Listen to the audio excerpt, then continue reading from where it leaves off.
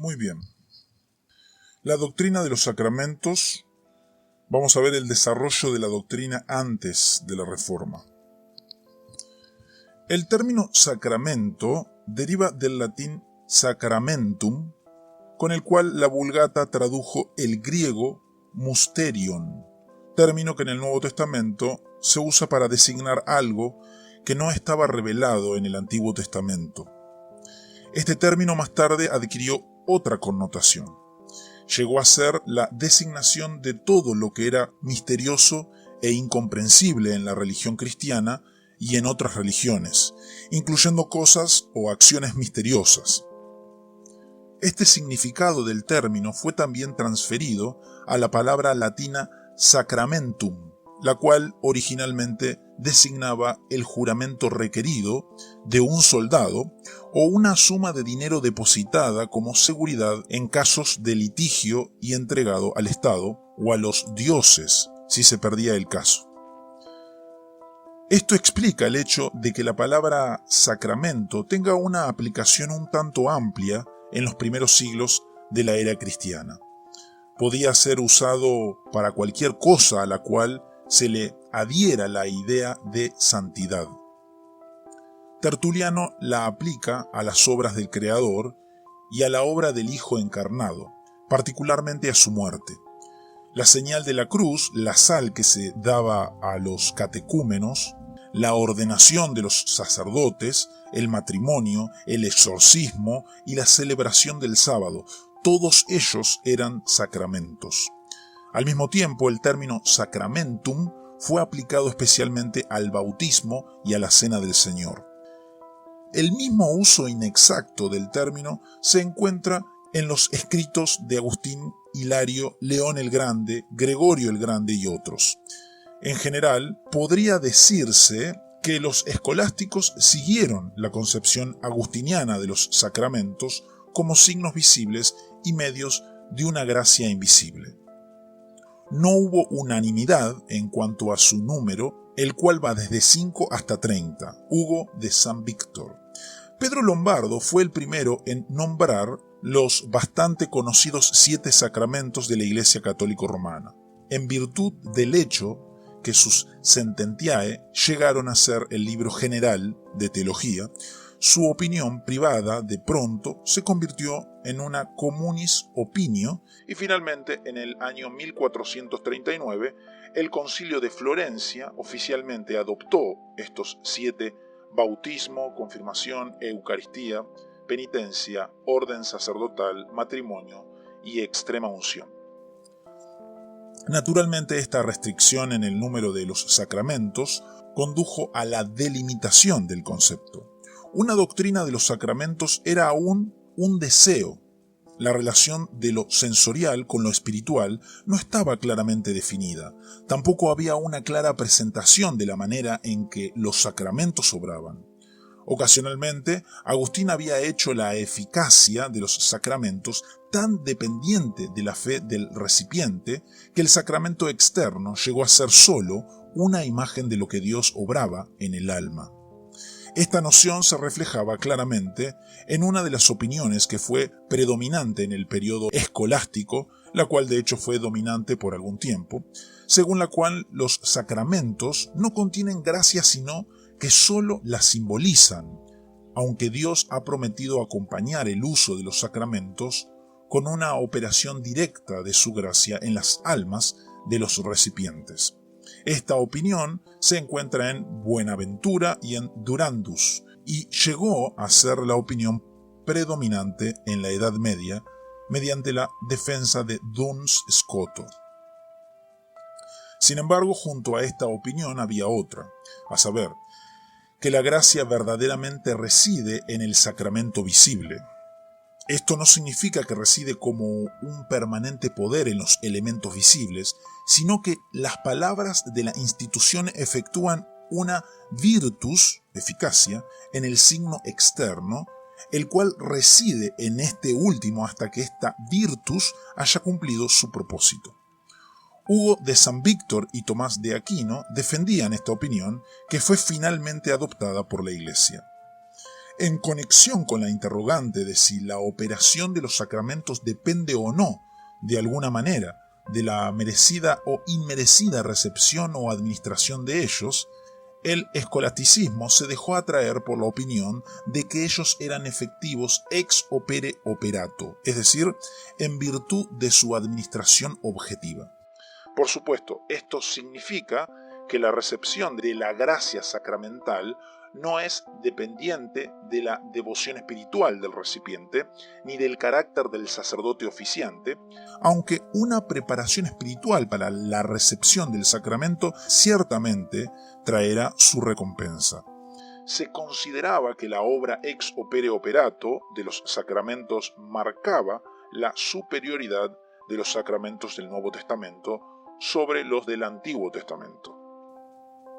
El Concilio de Trento aprobó varias decisiones respecto a los sacramentos, de los cuales las siguientes son las más importantes.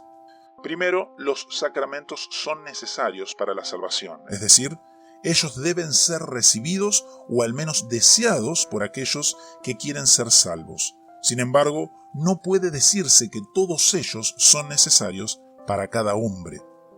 Segundo, ellos contienen la gracia que significan y la confieren ex opere operato o mediante el acto realizado, a aquel que no presenta obstáculo a su operación, tal como un pecado mortal u otro obstáculo.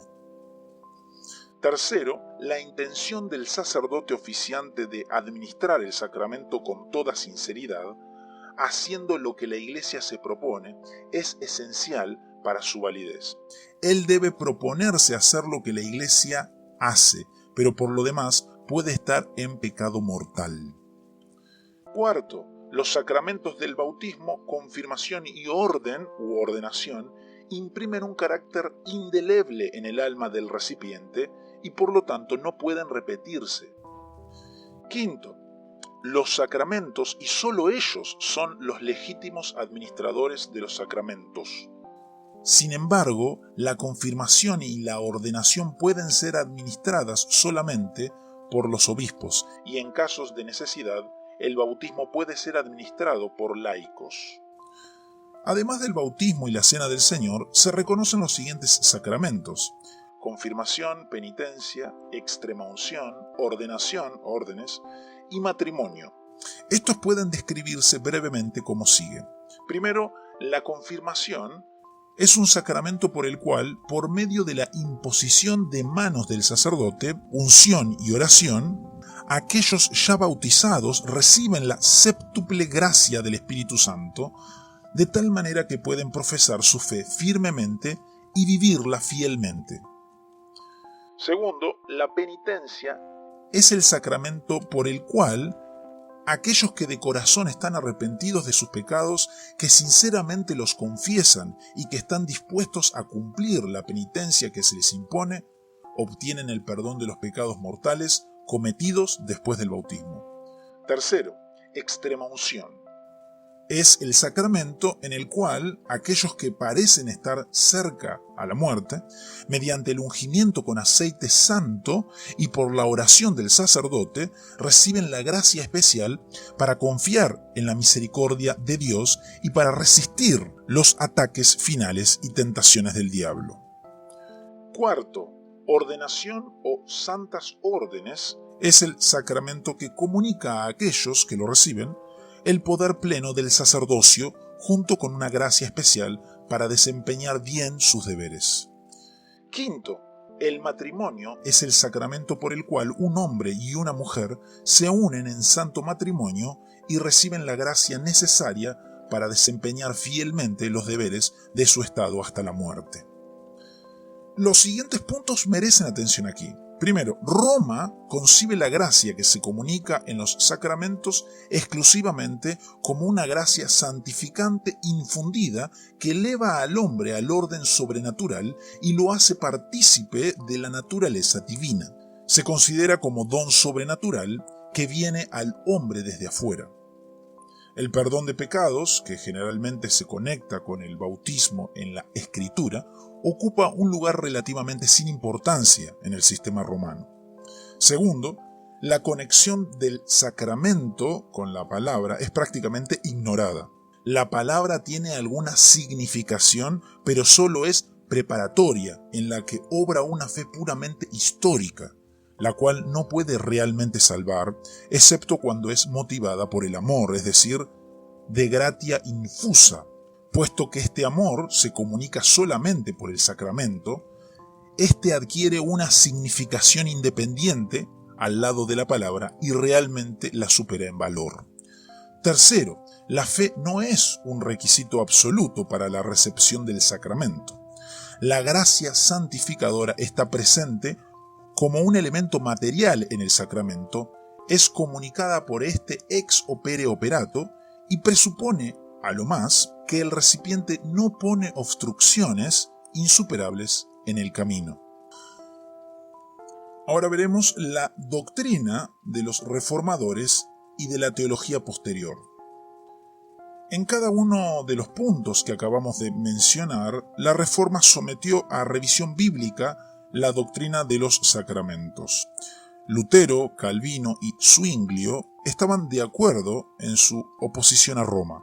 Se unieron en la posición de que la gracia que se imparte en los sacramentos es, ante todo, la gracia perdonadora de Dios, que tiene que ver con la culpa del pecado antes que con la naturaleza inferior del hombre desposeído del donum superaditum.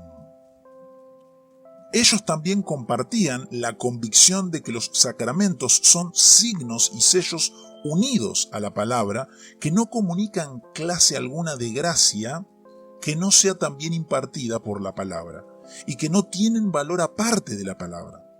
Finalmente, también estaban de acuerdo con la opinión de que el sacramento en sí mismo no dependía de la fe del recipiente, pero sí su operación y su fruto, y por lo tanto siempre presupone gracia salvadora. Pero aunque Lutero, Calvino y Zwinglio estaban unidos en estos detalles, de pronto llegó a ser claro que diferían en puntos importantes.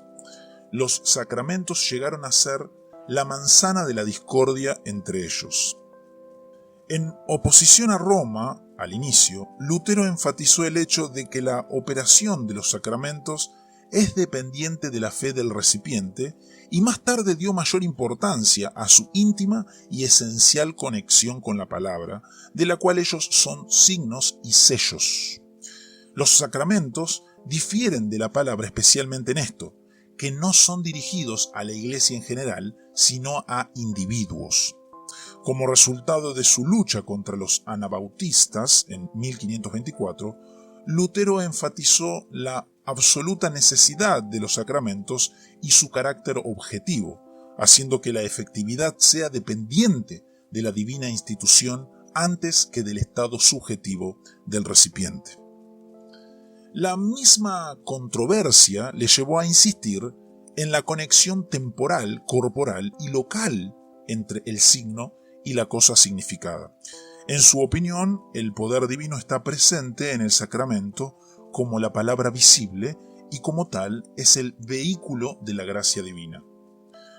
Puesto que los sacramentos son administrados solamente a los creyentes, Zwinglio concibe que son, ante todo, signos y pruebas de fe, y sólo secundariamente medios para el fortalecimiento de la fe como recordatorios de las bendiciones obtenidas por fe y para dirigir nuestra fe fuera de nosotros mismos, es decir, hacia la gracia de Dios en Jesucristo.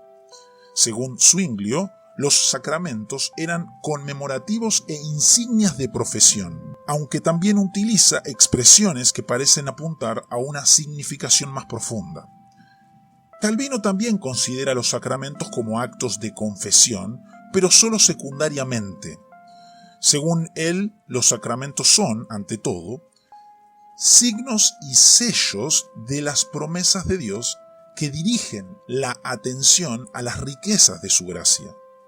Encuentra su elemento esencial en la palabra de promesa, en el pacto de gracia y en la persona de Cristo con todas sus bendiciones. Pero no concibió que estas bendiciones espirituales estaban presentes en los elementos visibles, inherentes en ellos, haciéndolos más o menos distribuidores independientes de la gracia divina. Según él, Dios es y será la única fuente de gracia, y los sacramentos son meramente instrumentos por medio de los cuales esta gracia es comunicada. Dios comunica esta gracia solamente a los creyentes, nutriéndolos y fortaleciendo su fe. Los no creyentes pueden recibir el signo externo, pero no participan de la cosa significada. Fuera de las iglesias luteranas y reformadas, la concepción de Zwinglio acerca de los sacramentos gozó de gran popularidad. Los anabautistas negaban que los sacramentos son sellos y los consideraban solo como signos y símbolos. Ellos dan una representación visible de las bendiciones transmitidas a los creyentes, pero hacen esto meramente como actos de confesión, no comunican gracia alguna. Los socinianos consideraban la Cena del Señor como un conmemorativo de la muerte de Cristo y el bautismo meramente como un rito primitivo de profesión para los conversos judíos y paganos, sin ninguna validez permanente. Los arminianos hablan de los sacramentos como que estos exhiben y sellan las bendiciones de la gracia, pero no quieren dar la idea de que ellos son signos y sellos de la promesa de Dios y que comunican gracia. Ellos son, más bien, simplemente signos del pacto entre Dios y el hombre, en el que Dios exhibe su gracia y el hombre promete vivir una vida santa. Los racionalistas redujeron los sacramentos a meros conmemorativos y recordatorios de confesión, cuyo propósito es la promoción de la virtud. Schleiermacher hizo el intento de mantener el carácter objetivo de los sacramentos y unir todas las diferentes opiniones en una síntesis superior, pero no tuvo éxito. En el siglo XIX, muchos neoluteranos, los puseitas en Inglaterra, defendieron una doctrina de los sacramentos que nos recuerda fuertemente a la concepción católico-romana. Ahora veremos el bautismo y el desarrollo de esta doctrina antes de la Reforma. El bautismo fue el principal entre los sacramentos como rito de iniciación dentro de la Iglesia. Aún en los padres apostólicos se encuentra la idea de que el bautismo era instrumental en efectuar el perdón de pecados y en comunicar la nueva vida de regeneración. Por lo tanto, podría decirse que, en cierto sentido, algunos de los primeros padres de la Iglesia enseñaron que el bautismo producía regeneración. Pero esta afirmación necesita ciertas precisiones. Primero, ellos sostenían que el bautismo era eficaz en el caso de adultos solamente en conexión con la correcta disposición y propósito interno, aunque Tertuliano parecía haber pensado que la recepción misma del rito llevaba consigo la remisión de pecados. Segundo, ellos no consideraban que el bautismo era absolutamente esencial para la iniciación de la vida espiritual o la vida de regeneración, sino más bien lo veían como el elemento complementario en el proceso de renovación. El bautismo de niños era muy común en el tiempo de Orígenes y Tertuliano, aunque este último se oponía a dicho bautismo sobre la base de que era inexpediente poner los niños bajo la pesada responsabilidad del pacto bautismal. La opinión general era que en ningún caso el bautismo debería repetirse, pero no hubo una opinión unánime en cuanto a la validez del bautismo administrado por herejes. El obispo de Roma afirmaba que sí podía considerárselo válido, pero Cipriano lo negaba. Finalmente, la opinión del obispo de Roma ganó la primacía y llegó a ser un principio fijo el no rebautizar a aquellos que habían sido bautizados de acuerdo a la fórmula trinitaria.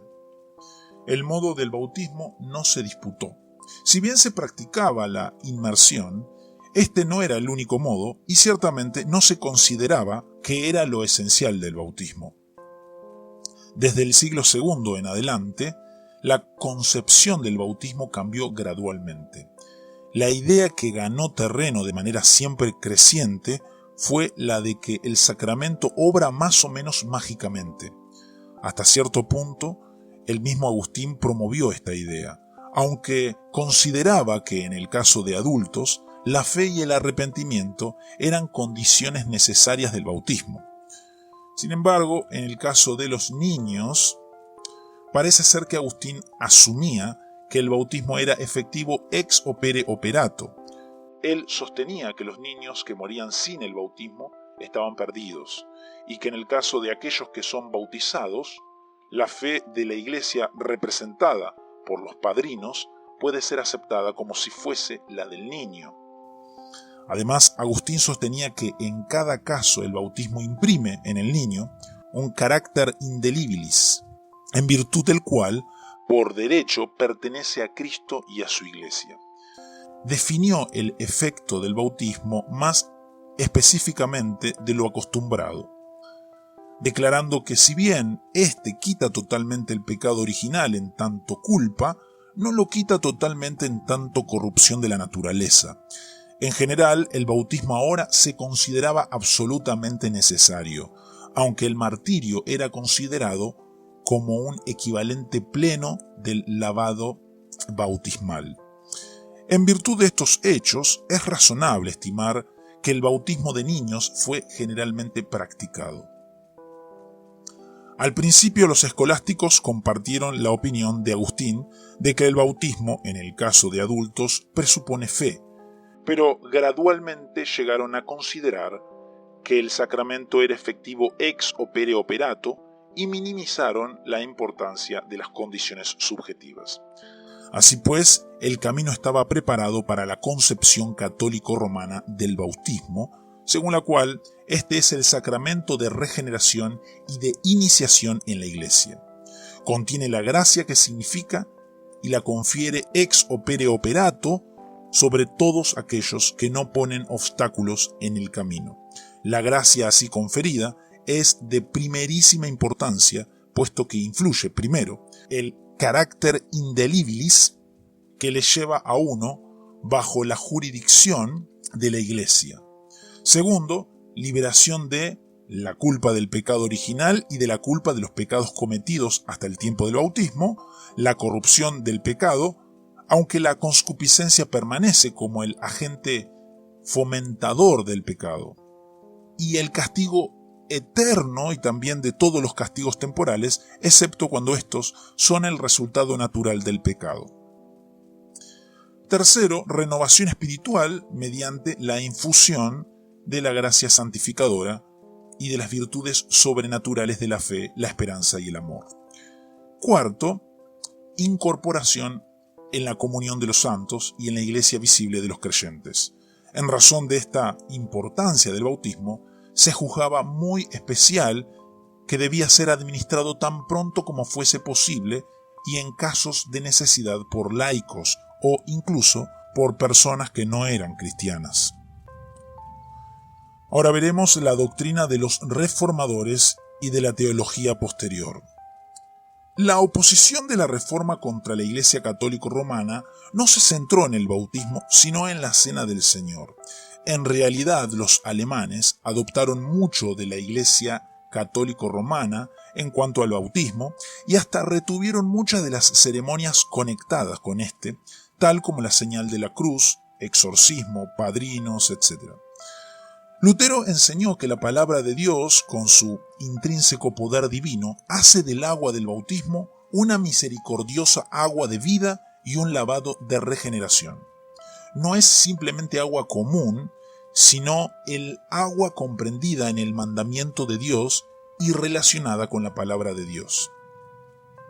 Al principio, Lutero hizo que el efecto saludable del bautismo dependiera de la fe, pero en vista de que los niños difícilmente pueden ejercer fe, luego él afirmó que Dios, por su gracia antecedente, obra la fe en el subconsciente del niño y finalmente devolvió a los doctores las preguntas implícitas diciendo: nosotros no bautizamos sobre aquella fe en el niño, sino solamente sobre el mandamiento de Dios. Sin embargo, muchos teólogos luteranos retuvieron la doctrina de una fe infantil, sea como una precondición para el bautismo o como un efecto inmediatamente producido por su administración. En el segundo caso, la implicación es, claro está, que el sacramento obra ex opere operato, obra la regeneración y quita la culpa y poder del pecado, pero no quita totalmente su corrupción.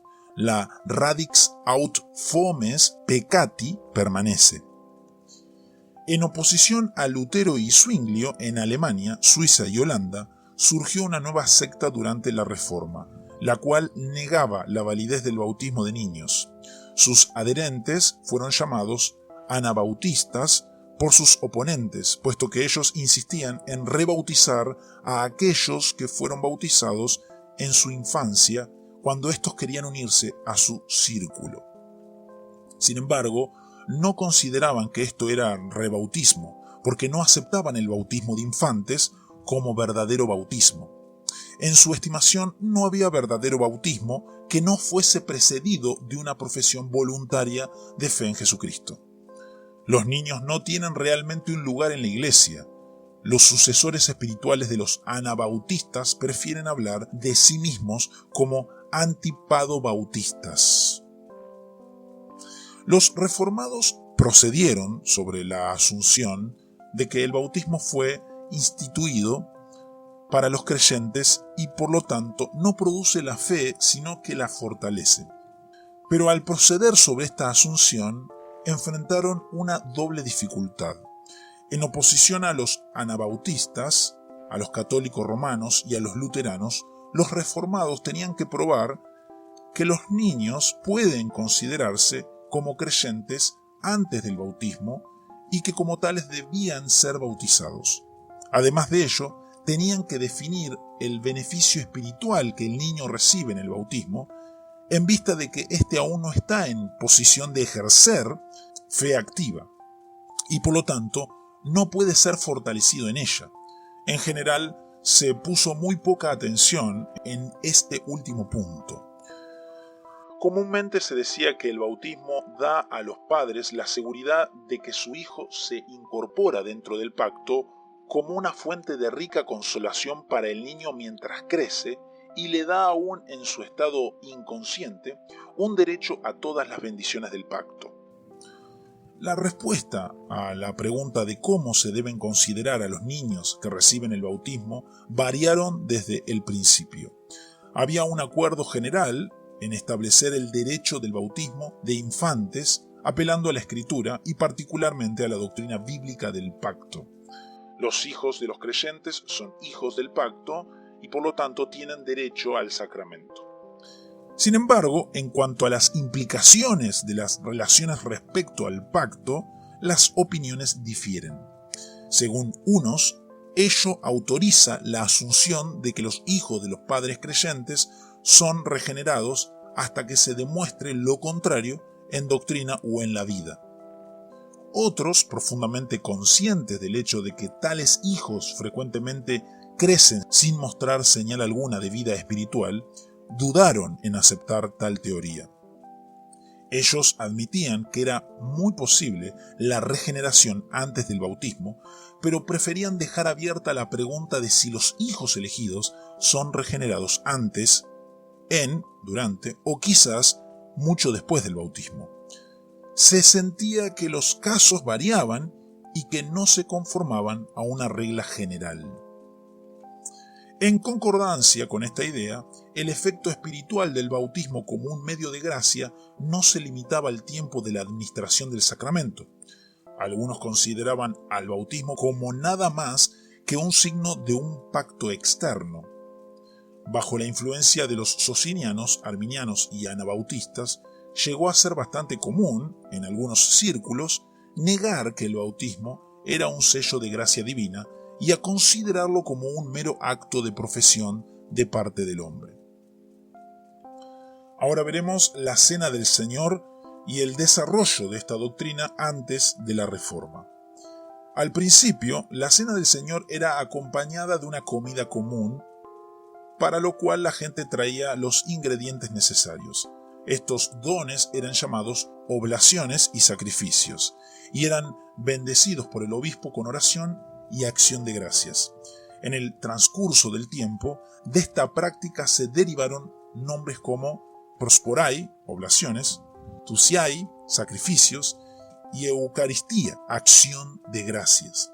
Y estos nombres se aplicaron a la misma cena del Señor.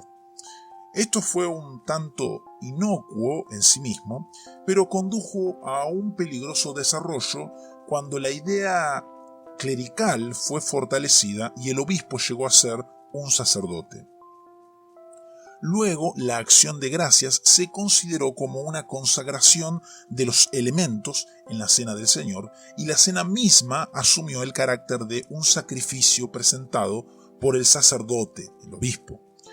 A su vez, esto afectó la comprensión de la unión sacramental, la concepción simbólica o espiritual encontrada en Orígenes y también esencialmente en Eusebio, Basilio, Gregorio Nacianceno y otros, fue suplantada por la doctrina de que la carne y sangre de Cristo estaban de alguna manera combinadas con el pan y el vino en el sacramento. Cirilo, Gregorio de Nicea, Crisóstomo, Juan de Damasco, y a la vez esto pasó a la doctrina de la transubstanciación. El desarrollo de la doctrina de la Cena del Señor fue más lenta en el Oriente, pero condujo al mismo resultado. Agustín admitía que, en cierto sentido, el sacramento era el cuerpo de Cristo, y en el lenguaje de la Escritura frecuentemente habló del pan y del vino como la carne y la sangre de Cristo. Al mismo tiempo distinguió claramente entre el signo y la cosa significada y afirmó que la sustancia del pan y del vino permanece sin cambiar. Enfatizó el aspecto conmemorativo del rito y sostenía que los malvados, aunque recibían los elementos, no participan del cuerpo. Incluso protestó contra la reverencia supersticiosa que muchos en su tiempo daban a la ordenanza. En realidad, las opiniones de Agustín retardaron, por largo tiempo, el desarrollo pleno de la teoría realista. Durante la Edad Media, la doctrina enseñada por Agustín gradualmente dio paso a la doctrina de la Iglesia Católica Romana. En el año 818, Paschasius Radbert propuso formalmente la doctrina de que, mediante el poder divino, en el sacramento los elementos materiales son literalmente cambiados en el mismo cuerpo que fue nacido de María, y que la apariencia externa del pan y del vino, después de la consagración, son un mero velo que engaña a los sentidos. Los principales teólogos de ese entonces se opusieron a esta doctrina, particularmente Rabanus Maurus y Ratramnus, señalando que la nueva enseñanza confunde el signo con la cosa significada y reemplaza la fe por un craso materialismo. Sin embargo, la nueva doctrina fue defendida por Herbert en el 1003 y pronto después llegó a ser un tema de una furiosa controversia. Alrededor del año 1050, Berenguer de Tours afirmó que el cuerpo de Cristo estaba realmente en la Eucaristía, no en esencia, sino en poder, que los elementos eran transformados, pero no en sustancia, y que con el fin de asegurar este cambio y poder, eran necesarios no meramente la consagración, sino también la fe del recipiente. Lanfranc, en 1089, y Humbert, 1059, se opusieron vigorosamente a estas opiniones e hicieron la burda declaración que el mismo cuerpo de Cristo era verdaderamente asido por las manos del sacerdote, quebrado y masticado por los dientes de los fieles. Esta opinión fue finalmente definida por Hidelbert de Tours en 1133 y designada como la doctrina de la transubstanciación. Esta llegó a ser un artículo de fe al ser formalmente adoptada por el Cuarto Concilio Laterano en 1215. Para los escolásticos, esta doctrina planteaba muchos grandes problemas, tales como aquellos referidos a la duración del cambio efectuado, la relación entre sustancia y accidentes, la manera en que Cristo estaba presente en ambos elementos y en cada parte de ellos, la adoración de la hostia, etc. El Concilio de Trento trató el tema de la Eucaristía tal como se describe en la sesión 13 de sus decretos y cánones. La esencia de lo que contiene en sus 8 capítulos y 11 cánones puede ser expuesta así. Jesucristo está verdadera, real y sustancialmente presente en el Santo Sacramento. El hecho de que Él está sentado a la diestra de Dios según el modo natural de existencia no excluye la posibilidad de que no pueda estar presente en muchos otros lugares al mismo tiempo, de acuerdo a un modo de existencia superior, espiritual y sobrenatural.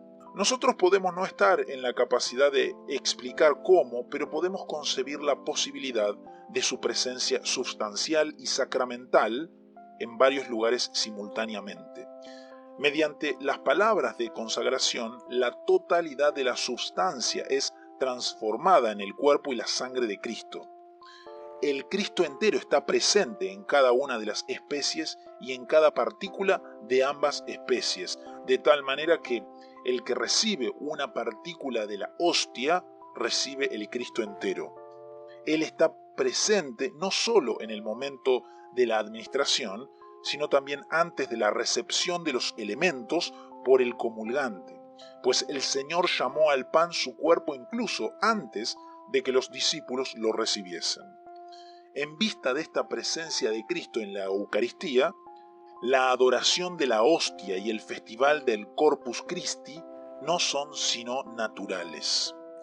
Los principales efectos del sacramento son incremento de la gracia santificadora, gracias actuales especiales, remisión de pecados veniales, preservación del pecado grave, mortales, y la esperanza confidente de la salvación eterna. Veremos la doctrina de los reformadores y de la teología posterior. Todos y cada uno de los reformadores rechazaron la teoría de la Santa Cena Sacrificial y la doctrina medieval de la transubstanciación, pero solo pudieron estar de acuerdo en este punto.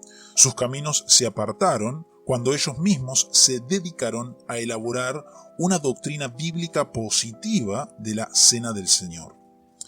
Al principio, Lutero enseñó que el pan y el vino eran signos y sellos del perdón de pecados, pero luego adoptó otro punto de vista en el cual se opuso a la interpretación figurativa que Zwinglio hacía de las palabras de la institución.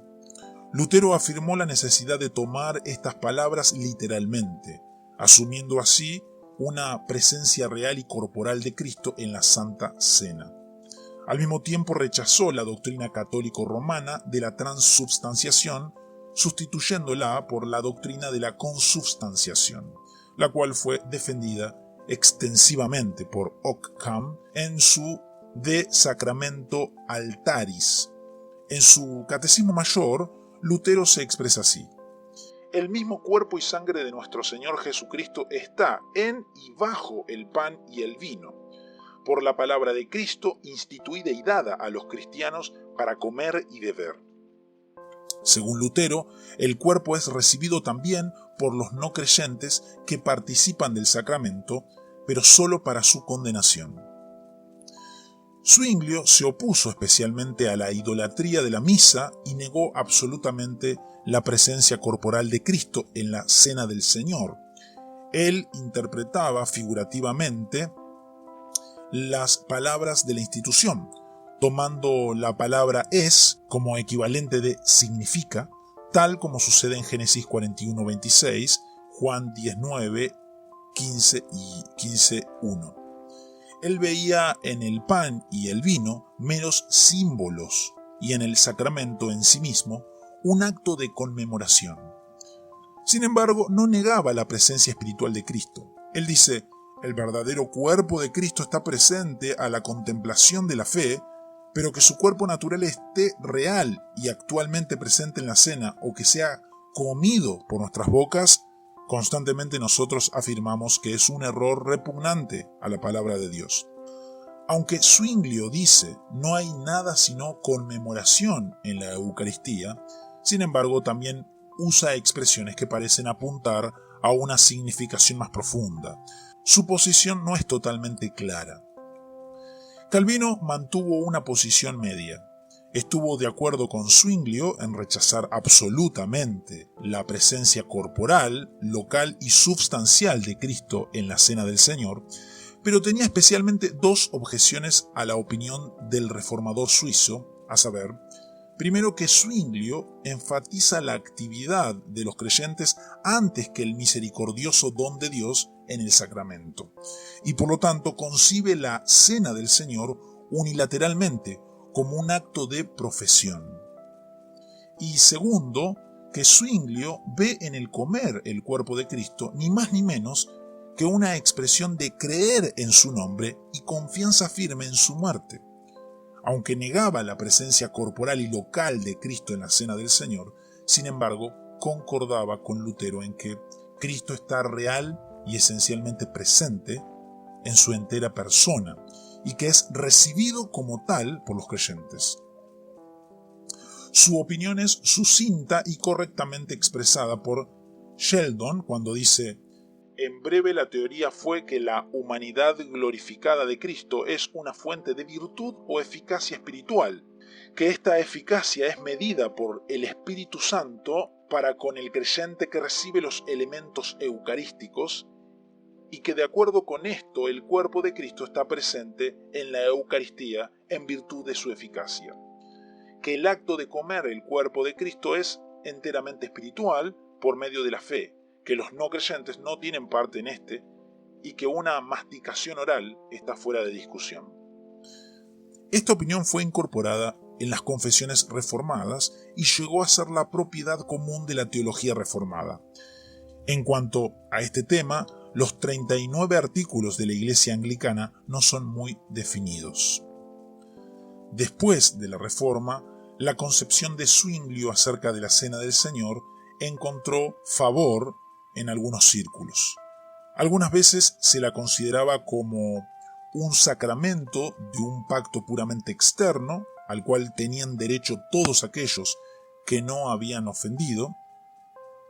Así pues, el camino fue preparado para el racionalismo, que adoptó las opiniones de los socinianos, los arminianos y los menonitas, quienes veían en la Cena del Señor solamente un memorial, un acto de profesión y el medio para un mejoramiento moral. Bajo la influencia de Schleiermacher, el carácter objetivo del sacramento como medio de gracia nuevamente fue enfatizado. Muchos de los teólogos de la posición intermedia rechazaron la consubstanciación luterana y la manducatio oralis y se aproximaron a la doctrina de Calvino al enseñar que Cristo está espiritualmente presente en la Cena del Señor y que en el sacramento Él imparte sus bendiciones espirituales a los creyentes. Otros tales como Scheibel, Rudelbach y Philippi reafirmaron la posición luterana. En Inglaterra, el movimiento de Oxford marca un retorno hacia la posición de Roma. Muchos del partido de la Iglesia Alta enseñan que los elementos consagrados en la Cena del Señor son realmente, sea ello místicamente, el cuerpo y la sangre de Cristo.